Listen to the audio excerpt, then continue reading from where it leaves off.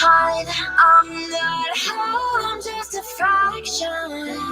A road that gives me traction. A couple of steps before I can turn back.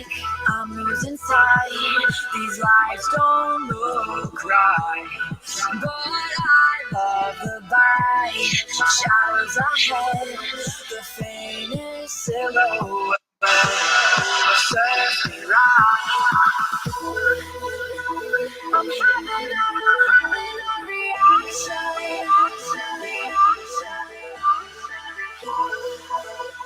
So wake me when it's over.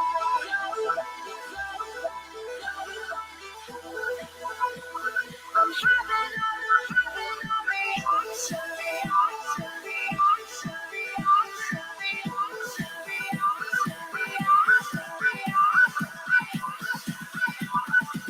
I think I'm having a reaction.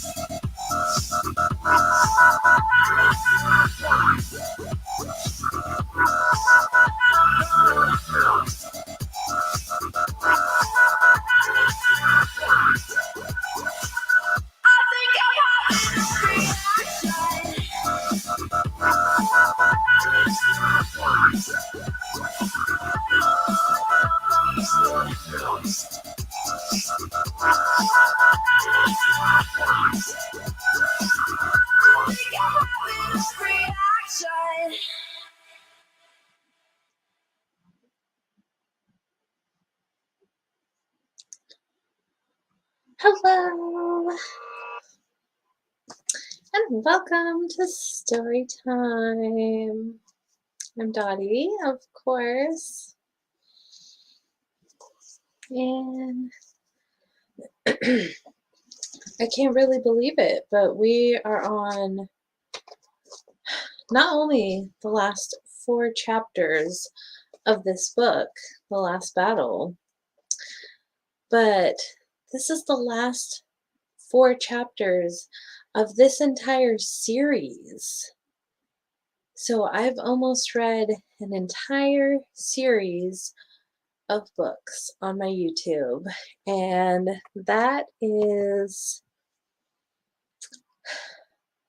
that's just really, really wild to think about. 7 whole books on my YouTube. So what a journey it's been. It's been such a good time. It's always been one of my favorite series, and it's been an honor reading it to you. So I hope you've all been enjoying it. And if you're new here, I have all the books in playlists, so you can start at book 1 and go through the entire series and get caught up, because next week I'm going to be reading the last 2 chapters in The Last Battle, and it's very bittersweet. I never really want to leave Narnia once I once I'm there again. So, yeah, I thank you all so much for coming along, being along for this ride. Because what a ride it's been. And I'm just going to warn you, I'm probably going to cry at the end of this book. I don't remember how it ends, and it's going to be the end of an era. So it's going to be interesting. But hello to Wanderer the Zone and Pepe the Penguin. Hello to both of you. Looks like you're the only ones here, so I hope you enjoy the just quiet story time with just us. I should have brought my stool in here to sit on, but I didn't, so here we are. Here we are. Oh, so something very exciting. I think I mentioned this last time, but I started teaching Zumba at the YMCA, and I am loving it. It's so awesome. I got my name tag yesterday, and I am getting there's like a lot of paperwork to do and like a lot of online tests and whatever, all that, but I'm getting all that done. But I've taught 4 classes so far, and I teach another one tomorrow and then another one on Saturday, and so it's just going. Oh, I got the hiccups. It's just going so awesome. I'm just so excited to be doing it because I got certified in 2019, and so now I'm finally. These hiccups are killing me, but I am finally a Zumba instructor, and it feels so good. So very, very good. So we're going to get into it. The Last Battle in the Chronicles of Narnia series by C.S. Lewis. And we're on chapter 13. How the Dwarfs Refuse to be Taken In. Tyrion had thought, or he would have thought if he had time to think at all, that they were inside a little thatched stable about 12 feet long and 6 feet wide. In reality, they stood on grass. The deep blue sky was overhead, and the air which blew gently on their faces was that of a day in early summer. Not far away from them rose a grove of trees, thickly leaved, but under every leaf there peeped out the gold or faint yellow or purple or glowing red of fruits such as no one had seen in our world. The fruit made Tyrion feel that it must be autumn, but there was something in the feel of the air that told him it could not be later than June. They all moved toward the trees. Everyone raised his hand to pick the fruit he best liked the look of, and then everyone paused for a second. This fruit was so beautiful that each felt, it can't be meant for me. Surely we're not allowed to pluck it. It's all right, said Peter. I know what we're all thinking, but I'm sure, quite sure we needn't. I have a feeling we've got to the country where everything is allowed. Here goes, then, said Eustace, and they all began to eat. What was the fruit like? Unfortunately, no one can describe a taste. All I can say is that compared with those fruits, the freshest grapefruit you've ever eaten was dull, and the juiciest orange was dry, and the most melting pear was hard and woody, and the sweetest wild strawberry was sour. And there were no seeds or stones and no wasps. If you had once eaten that fruit, all the nicest things in this world would taste like medicines after it. But I can't describe it. You can't find out what it is like unless you can get to that country and taste it for yourself. Sounds like the Garden of Eden.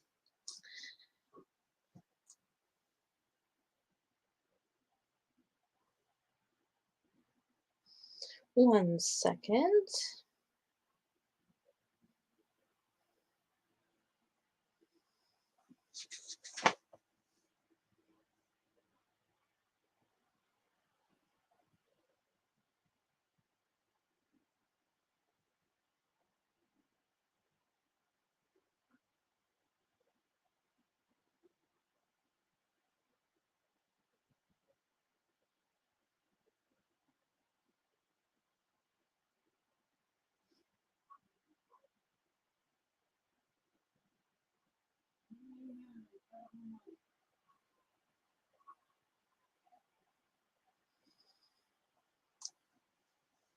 Sorry, I don't know what's happening there. Anyway, when they had eaten enough, Eustace said to King Peter, "You haven't yet told us how you got here. You were just going to when King Tyrion turned up." "There's not much to tell," said Peter. "Edmund and I were standing on the platform and we saw your train coming in.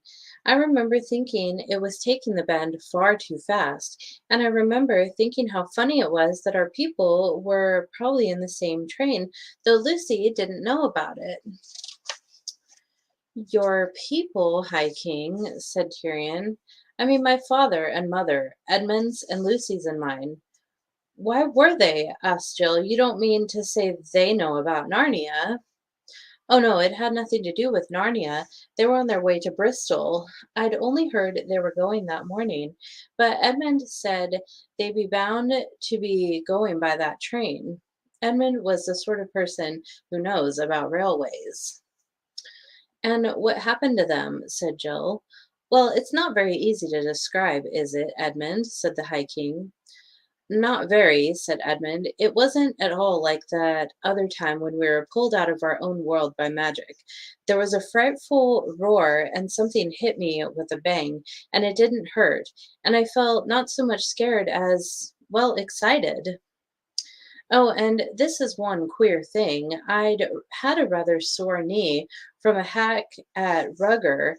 I noticed that it had suddenly gone, and I felt very light. And then here we were. I think that Narnia is. I'm pretty sure that it's a euphemism for heaven. 'Cause these books are supposed to be like a mirror of the Bible. So I'm pretty sure that Narnia is heaven because Aslan is the creator of the whole realm. And yeah, it was much the same for us in the railway carriage, said the Lord Diggory, wiping the last traces of the fruit from his golden beard. Only I think you and I, Polly, chiefly felt that we'd been unstiffened. You youngsters won't understand, but we stopped feeling old. Youngsters indeed, said Jill. I don't believe you two really are much older than we are here. Well, if we aren't, we have been, said the Lady Polly. And what has been happening since you got here? Asked Eustace. Well, said Peter, for a long time, at least I suppose it was a long time, nothing happened. Then the door opened. The door? Asked Tyrion. Yes, said Peter, the door you came in, or came out, by. Have you forgotten? But where is it? Look, said Peter, and pointed. Tyrion looked and saw the queerest and most ridiculous thing you can imagine. Only a few yards away, clear to be seen in the sunlight, there stood up a rough wooden door, and round it the framework of the doorway, nothing else. No walls, no roof. He walked toward it, bewildered, and the others followed, watching to see what he would do. He walked around to the other side of the door, but it looked just the same from the other side. He was still in the open air on a summer morning. The door was simply standing up by itself as if it had grown there like a tree. Fair sir, said Tyrion to the High King, this is a great marvel. It is the door you came through with that Calormene 5 minutes ago, said Peter, smiling.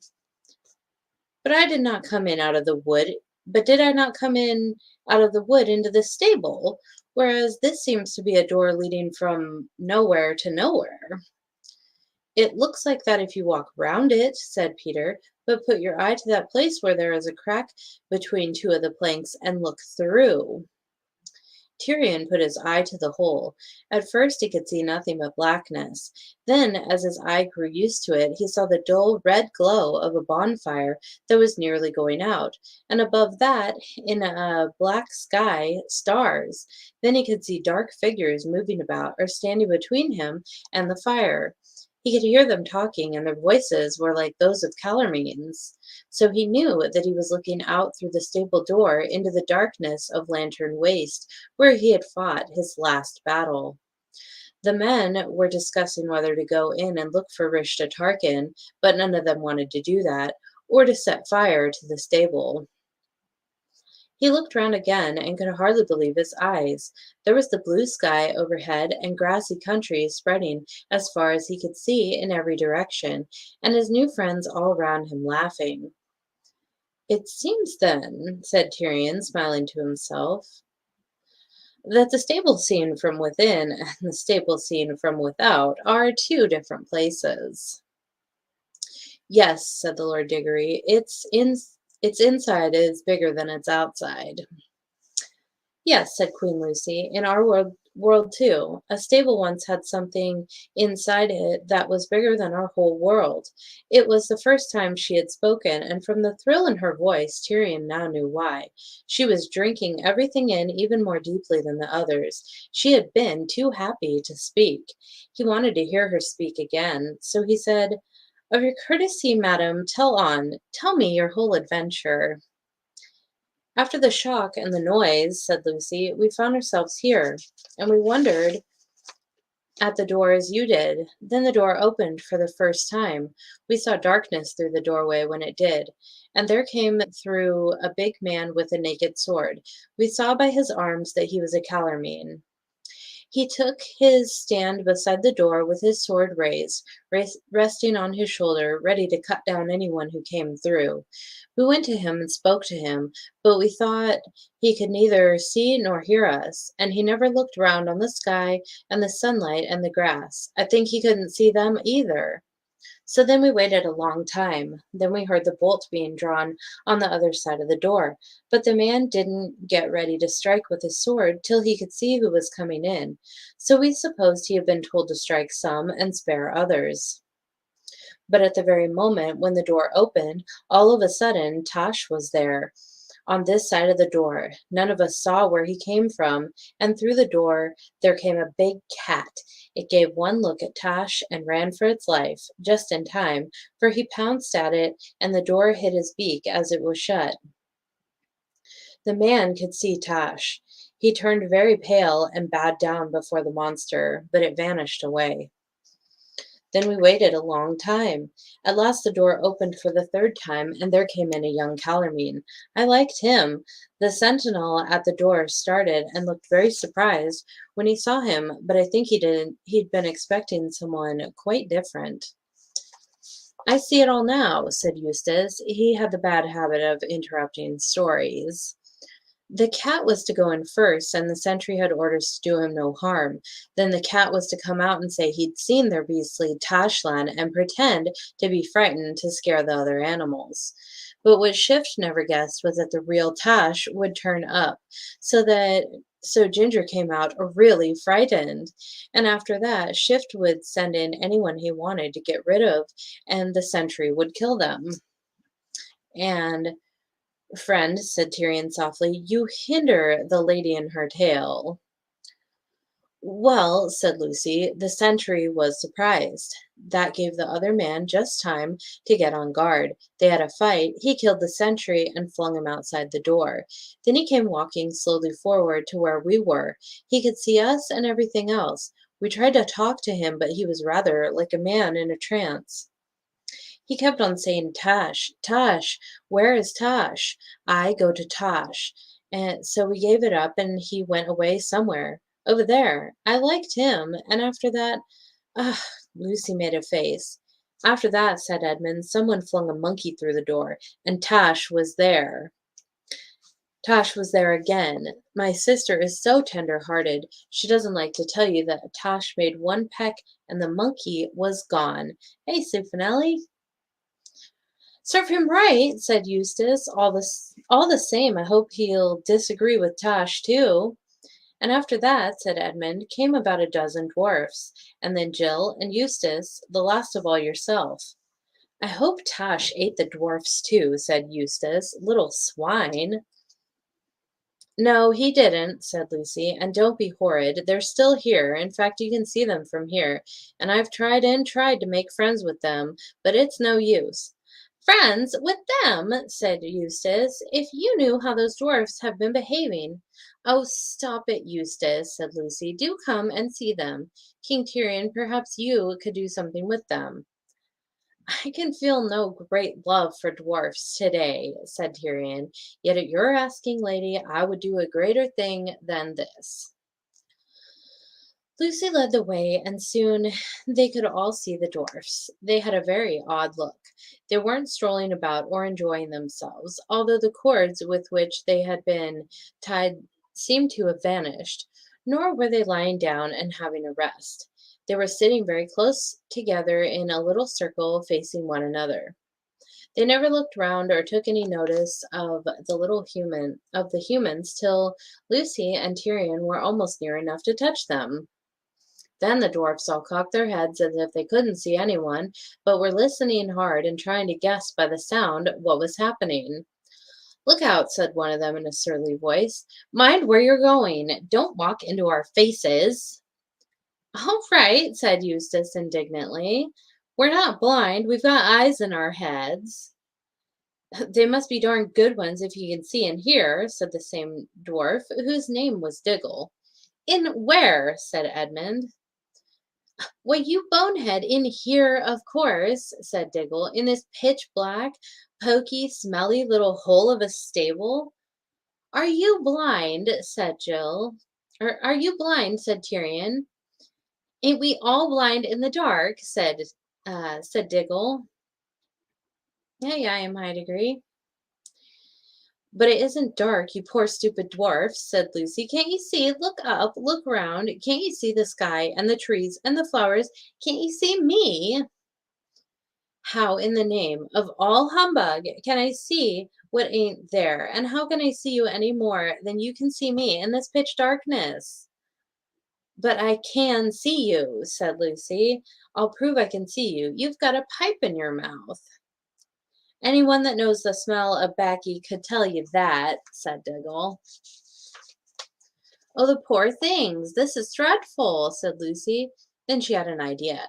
She stooped and picked some wild violets. Listen, dwarf, she said, even if your eyes are wrong, perhaps your nose is all right. Can you smell that? She leaned across and held the fresh, damp flowers to Diggle's ugly nose, but she had to jump back quickly in order to avoid a blow from his hard little fist. None of that, he shouted. How dare you? What do you mean by shoving a lot of filthy stable litter in my face? There was a thistle in it, too. It's like your sauce. And who are you, anyway? Earthman, said Tyrion, she is the Queen Lucy, sent hither by Aslan out of the deep past, and it is for her sake alone that I, Tyrion, your lawful king, do not cut all your heads from your shoulders, proved and twice proved traitors that you are. Well, if that doesn't beat everything, exclaimed Diggle, how can you go on talking all that rot? Your wonderful lion didn't come and help you, did he? Thought not. And now, even now, when you've been beaten and shoved into this black hole just the same as the rest of us, you're still at your old game? Starting a new lie, trying to make us believe we're none of us shut up and it ain't dark and heaven knows what. There is no black hole save in your own fancy, fool, cried Tyrion. Come out of it. And leaning forward, he caught Diggle by the belt and hood and swung him right out of the circle of dwarfs. But the moment Tyrion put him down, Diggle darted back to his place among the others, rubbing his nose and howling, Ow, ow, what'd you do that for? Banging my face against a wall? You've nearly broken my nose.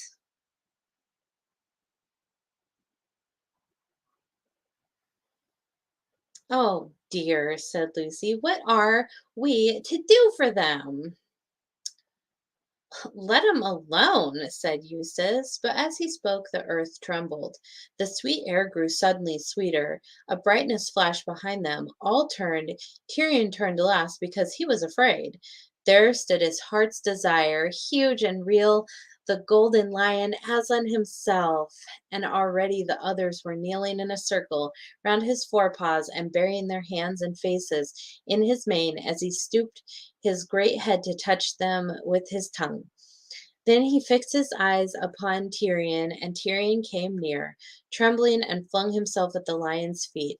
And the lion kissed him and said, Well done, last of the kings of Narnia, who stood firm at the darkest hour. Oh, Aslan is back. Aslan, said Lucy through her tears, will you do something for those poor dwarfs? Dearest, said Aslan, I will show you both what I can and what I cannot do. He came close to the dwarfs and gave a low growl. Low, but it set all the air shaking. But the dwarfs said to one another, Hear that? That's the gang at the other end of the stable, trying to frighten us. They'll do it with a machine of some kind. Don't take any notice. They won't take us in again. Aslan raised his head and shook his mane. Instantly a glorious feast appeared on the dwarf's knees. Pies and tongues and pigeons and trifles and ices, and each dwarf had a goblet of good wine in his right hand, but it wasn't much use. They began eating and drinking greedily enough, but it was clear that they couldn't taste it properly. They thought they were eating and drinking only the sort of things you might find in a stable. One said he was trying to eat hay, and another said he'd got a bit of an old turnip, and a third said he'd found a raw cabbage leaf. And they raised golden goblets of rich wine to their lips and said, Ugh, fancy drinking dirty water out of a trough that a donkey's been at. No, never thought we'd come to this. But very soon every dwarf began suspecting that every other dwarf had found something nicer than he had, and they started grabbing and snatching and went on to quarreling, till in a few minutes there was a free fight, and all the good food was smeared on their faces, and clothes are trodden underfoot. But when at last they sat down to nurse their black eyes and their bleeding noses, they all said, Well, at any rate, there's no humbug here. We haven't let anyone take us in. The dwarfs are for the dwarfs. So crazy how, I mean, that's so relatable to to people now. It's like you point out something to them about flat earth or Mandela or whatever, and they're just in this frequency where they literally can't see it. Like no matter what you do, no matter what you say, they can't comprehend what you're saying. Like you might as well be speaking a different language because their minds and their eyes and their ears are so shut that they just cannot hear and see what it is you're saying. And so crazy. You see, said Aslan, they will not let us help them. They have chosen cunning instead of belief. Their prison is only in their minds, yet they are in that prison and so afraid of being taken in that they cannot be taken out. Yep, yep. Come, children, I have other work to do. Yeah, wow. Yeah, yeah. He always has other work to do. Like he can't creator can't spend all his time trying to save everyone because not everyone is meant to be saved. So crazy. He went to the door and they all followed him. He raised his head and roared, Now it is time. Then louder, Time! Then so loud that it could have shaken the stars. Time! The door flew open.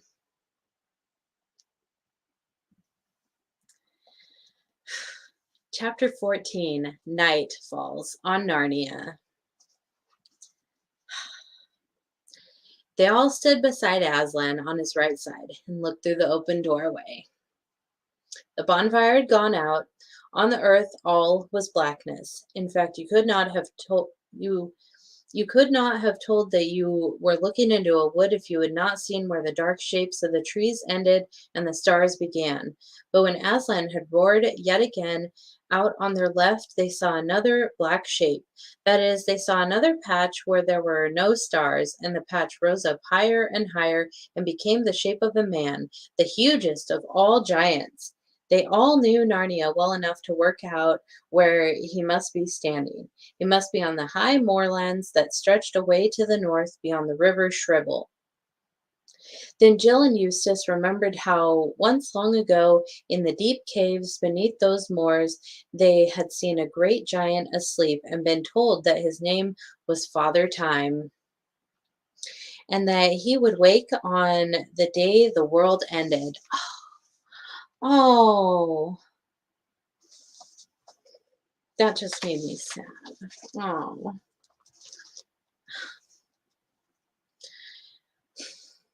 Yes, said Aslan, though he had not spoken. While he lay dreaming, his name was Time. Now that he is awake, he will have a new one. Oh, I'm gonna get choked up. Oh, I had a feeling that the world was ending with these books, and I hope it's not true. So, but then the great giant raised a horn to Then the great giant raised a horn to his mouth. They could see this by the change of the black shape he made against the stars. After that, quite a bit later, because sound travels so slowly, they heard the sound of the horn, high and terrible, yet of a strange, deadly beauty. Popcorn achieved. I was going to make popcorn earlier, and then anyway. Immediately, the sky became full of shooting stars. Even one shooting star is a fine thing to see, but these were dozens, and then scores, and then hundreds, till it was like silver rain, and it went on and on. And when it had gone on for some while, one or two of them began to think that there was another dark shape against the sky, as well as the giants. It was in a different place, right overhead, up in the very roof of the sky, as you might call it. Perhaps it is a cloud, thought Edmund. At any rate, there were no stars there, just blackness. But all around, the downpour of stars went on, and then the starless patch began to grow, spreading further and further out from the center of the sky. And presently, a quarter of the whole sky was black, and then a half, and at last the rain of shooting stars was going on only low down near the horizon. With a thrill of wonder, and there was some terror in it too, they all suddenly realized what was happening. The spreading blackness was not a cloud at all, it was simply emptiness. The black parts of the sky was the part in which there were no stars left. All the stars were falling. Aslan had called them home. Oh, Narnia is ending.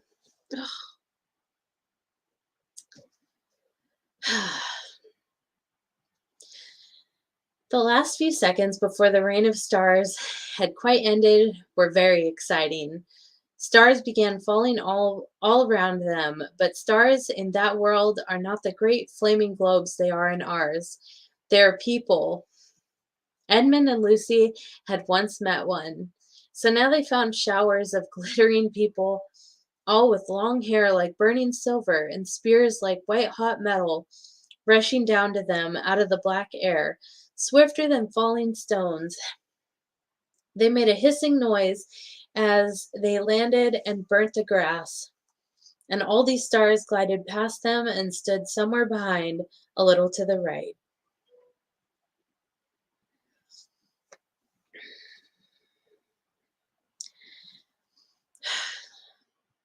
This was a great advantage because otherwise, now that there were no stars in the sky, everything would have been completely dark and you could have seen nothing. As it was, the crowd of stars behind them cast a fierce white light over their shoulders. They could see mile upon mile of Narnian woods spread out before them, looking as if they were floodlit.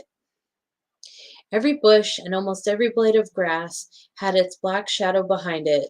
The edge of every leaf stood out so sharp that you'd think you could cut your finger on it. On the grass before them lay their own shadows, but the great thing was Aslan's shadow. It streamed away to their left, enormous and very terrible, and all this was under a sky that would now be starless forever.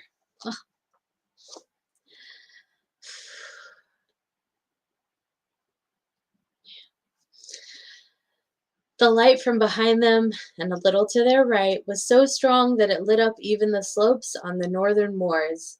Something was moving there. Enormous animals were crawling and sliding down into Narnia. Great dragons and giant lizards and featherless birds with wings like bat wings. They disappeared into the woods, and for a few minutes there was silence. Then there came, at first from very far off, sounds of wailing, and then from every direction a rustling and a pattering and a sound of wings. It came nearer and nearer. Soon one could distinguish the scamper of little feet from the patting of big paws, and the clack clack of light little hooves from the thunder of great ones. And then one could see thousands of pairs of eyes gleaming, and at last, out of the shadow of the trees, racing up the hill for dear life, by thousands and by millions, came all kinds of creatures. Talking beasts, dwarfs, satyrs, fauns, giants, calormenes, men from Archenland, monopods, and strange unearthly things from the remote islands or the unknown western lands. And all these ran up to the doorway where Aslan stood. This part of the adventure was the only one which seemed rather like a dream at the time and rather hard to remember properly afterward. Especially one couldn't say how long it had taken. Sometimes it seemed to have lasted only a few minutes, but at others it felt as if it might have gone on for years. Obviously, unless either the door had grown very much larger or the creatures had suddenly grown as small as gnats, a crowd like that couldn't have ever tried to get through it. But no one thought about that sort of thing at the time. The creatures came rushing on, their eyes brighter and brighter as they drew nearer and nearer to the standing stars.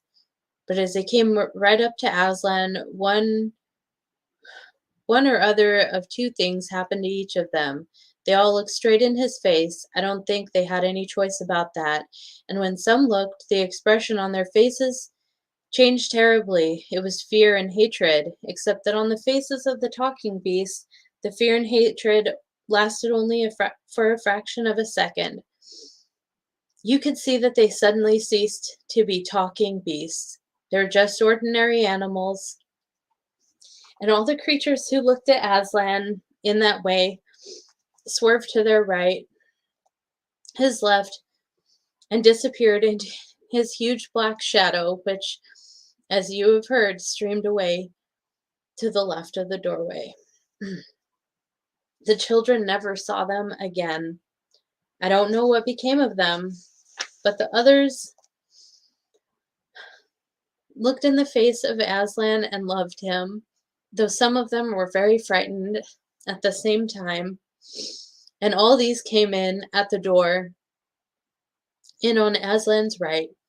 There were some queer specimens among them. Eustace even recognized one of those very dwarfs who had helped to shoot the horses, but he had no time to wonder about that sort of thing, and anyway it was no business of his, for a great joy put everything else out of his head.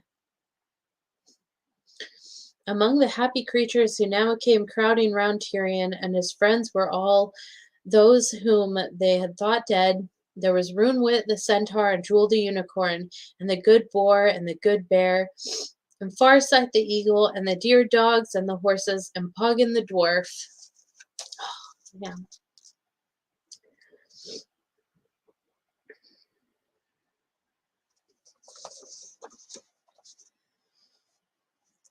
Further in and higher up, cried Runewit, and thundered away in a gallop to the west, and though they did not understand him, the words somehow set them tingling all over. The boar grunted at them cheerfully. The bear was just going to mutter that he still didn't understand when he caught sight of the fruit trees behind them. He waddled to those trees as fast as he could, and there, no doubt, found something he understood very well. But the dogs remained, wagging their tails, and Poggin remained, shaking hands with everyone and grinning all over his honest face. And Jewel leaned his snowy white head over the king's shoulder, and the king whispered in Jewel's ear. Then everyone turned his attention again to what could be seen through the doorway. The dragons and giant lizards now had Narnia to themselves. They went to and fro, tearing up the trees by the roots and crunching them up as if they were sticks of rhubarb. Minute by minute, the forest disappeared. The whole country became bare, so you could see all sorts of things about its shape, all the little lumps and hollows which you had never noticed before. The grass died. Soon Tyrion found that he was looking at a world of bare rock and earth. You could hardly believe that anything had ever lived there. The monsters themselves grew old and lay down and died. Their flesh shriveled up and their bones appeared. Soon they were only huge skeletons that lay there on the dead rock, looking as if they had died thousands of years ago. For a long time, everything was still. At last, something white, a long, level line of whiteness that gleamed in the light of the standing stars, came moving toward them from the eastern end of the world. A widespread noise broke the silence. First a murmur, then a rumble, then a roar. And now they could see what it was that was coming and how fast it came. It was a foaming wall of water. The sea was rising. In that treeless world, you could see it very well. You could see all the rivers getting wider and the lakes getting larger, and separate lakes joining into one, and valleys turning into new lakes, and hills turning into islands, and then those islands vanishing. And the high moors to their left and the higher mountains to their right crumbled and slipped down with a roar and a splash into the mounting water, and the water came swirling up to the very threshold of the doorway, but never past it, so that the foam splashed about Aslan's 4 feet. All now was level water from where they stood to where the waters met the sky. Waters above and waters below. And out there it began to grow light. A streak of dreary and disastrous dawn spread along the horizon and widened and grew brighter till in the end they hardly noticed the light of the stars who stood behind them. At last the sun came up. When it did, the Lord Diggory and the Lady Polly looked at one another and gave a little nod. Those two, in a different world, had once seen a dying sun, and so they knew at once that this sun was also dying. It was 3 times, 20 times as big as it ought to be, and very dark red, and its rays fell upon the great time giant, and he turned red too, and in the reflection of that sun, the whole waste of shoreless waters looked like blood. Then the moon came up, quite in her wrong position, very close to the sun, and she also looked red, and at the sight of her, the sun began shooting out great flames, like whiskers or snakes of crimson fire, toward her. It is as if he were an octopus trying to draw her to himself in his tentacles, and perhaps he did draw her. At any rate, she came to him, slowly at first, but then more and more quickly, till at last his long flames licked round her, and the two ran together and became one huge ball like a burning coal. Great lumps of fire came dropping out of it into the sea, and clouds and steam rose up. Then Aslan said, "Now, make an end."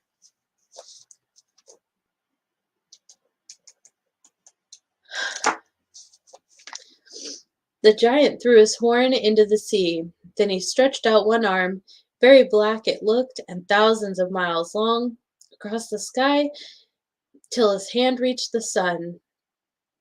He took the sun and squeezed it in his hand as you would squeeze an orange, and instantly there was total darkness. Everyone, except Aslan, jumped back from the ice-cold air which now blew through the doorway. Its edges were already covered with icicles. Peter, High King of Narnia, said Aslan, shut the door. Peter, shivering with cold, leaned out into the darkness and pulled the door to. It scraped over ice as he pulled it, then rather clumsily, for even in that moment his hands had gone numb and blue. He took out a golden key and locked it.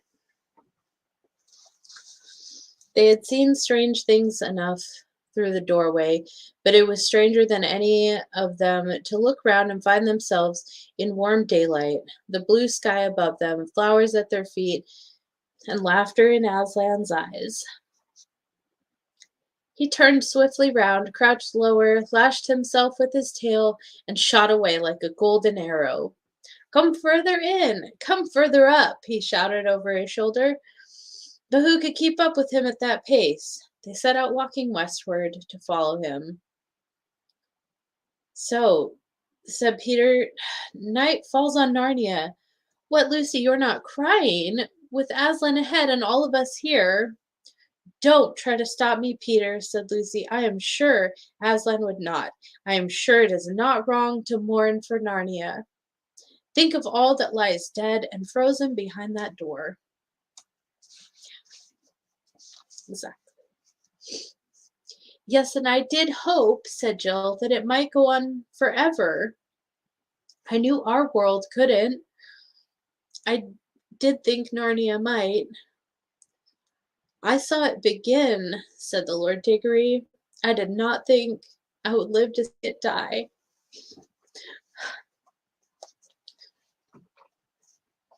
We all were here to see it be born and live and die. Sirs, said Tyrion, the ladies do well to weep. See, I do so myself. I have seen my mother's death. What world but Narnia have I ever known? There were no virtue, but no great discourtesy, if we did not mourn. They walked away from the door and away from the dwarfs, who still sat crowded together in their imaginary stable, and as they went, they talked to one another about old wars and old peace and ancient kings and all the glories of Narnia. The dogs were still with them. They joined in the conversation, but not very much because they were too busy racing on ahead and racing back and rushing off to sniff at smells in the grass till they made themselves sneeze. And suddenly they picked up a scent which seemed to excite them very much. They all started arguing about it. Yes, it is. No, it isn't. That's just what I said. Anyone can smell what that is. Take your great nose out of the way and let someone else smell. What is it, cousins? Said Peter. A calormene, sire, said several dogs at once. Lead on to him, then, said Peter. Whether he meets us in peace or war, he shall be welcome. The dogs started on ahead and came back a moment later, running as if their lives depended on it, and barking loudly to say that it really was a calormene. Talking dogs, just like the common ones, behave as if they thought whatever they are doing at the moment immensely important. They followed the others followed where the dogs led them and found a young calormene sitting under a chestnut tree beside a clear stream of water. It was Emmet. He rose at once and bowed gravely.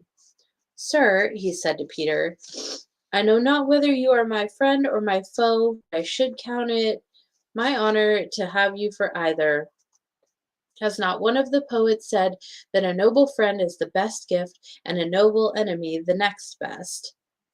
Sir, said Peter, I do not know that there need be any war between you and us. Do tell us who you are and what's happened to you, said Jill. If there's going to be a story, let's have a drink and sit down, barked the dogs. We're quite blown. Well, of course you will be if you keep tearing about the way you have done, said Eustace. So the humans sat down on the grass, and while the dogs had all had a very noisy drink out of the stream, they all sat down, bolt upright, panting, with their tongues hanging out of their heads, a little on one side to hear the story. But Jewel remained standing, polishing his horn against his side.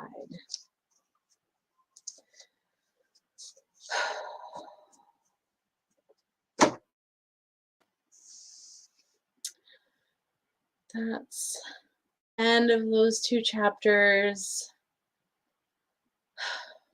We only have two chapters left. I just I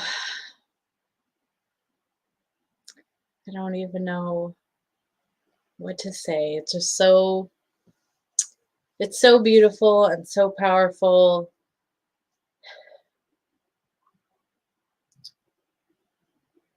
Be here through this whole journey. Saw the world be created and saw start and end. So now all that's left is to go onward. So well, I will be back next week on Wednesday to finish this series. What a journey it's been. We only have two more chapters left, and I'll be here on Monday at 4:30 to do a painting stream, so you can come and watch me paint a painting. We can paint some happy little trees, or happy little buildings, or happy little fairies, or we can paint something that's not happy at all. We can paint something that's angry. Who knows? Who knows what will come out? But I thank you all for being here. I hope you enjoyed, and I will see you all on Monday or Wednesday. So, see you all on the flat side, guys and gals. Bye.